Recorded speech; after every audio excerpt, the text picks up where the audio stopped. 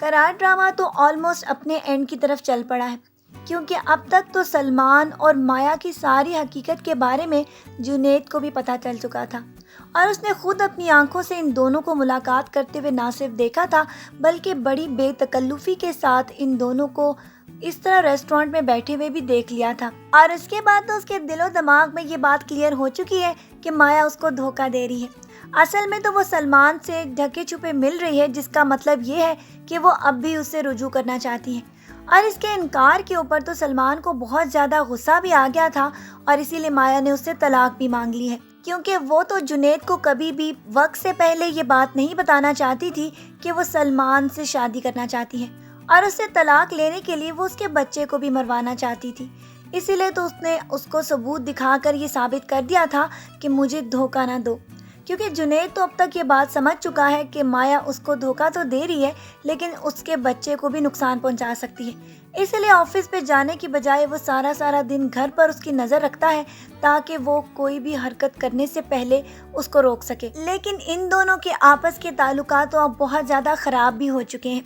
اسی لیے تو اب سلمان کی ساری حقیقت جنید کو جب سے معلوم ہوئی ہے اس کا مایا پر بھی اعتبار اٹھ چکا ہے،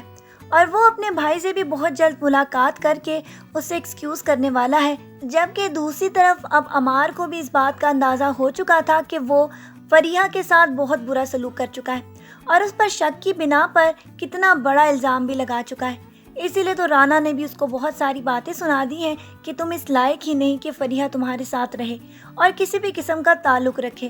لیکن اس نے فریحہ کو مل کر اپنی ساری کی ساری باتیں کلیئر تو کر لی تھی، لیکن سلمان نے عین وقت پر اس کی گاڑی کو ٹکر مار کر اس کو ہاسپٹل پہنچا دیا ہے۔ اس کی وجہ سے تو اب سارے گھر والے بھی ایک طرف پریشان ہیں، اور دوسری طرف اب سلمان کی ساری حقیقت سامنے آنے کے بعد جنید کو بھی سمجھ نہیں آ رہی کہ آخرکار وہ اپنی بیوی کو کس طرح سلمان سے ملنے کے لیے روکے۔ اور جب سے مایا کی والدہ کو بھی سارے حقیقت کے بارے میں معلوم ہو چکا ہے کہ سلمان ان کی بیٹی سے مل رہا ہے، تو اس کے بعد تو یہ سارا کا سارا قصہ فریحہ بھی کھول کر سب کے سامنے لانے والی ہے، اور سب کو بتا دے گی کہ اس رات گھر پر کون آیا تھا جس کی وجہ سے الزام اس نے اپنے سر پر لے لیا تھا، اور اسی وجہ سے تو اس کی اور عمار کی علیحدگی بھی ہونے والی تھی۔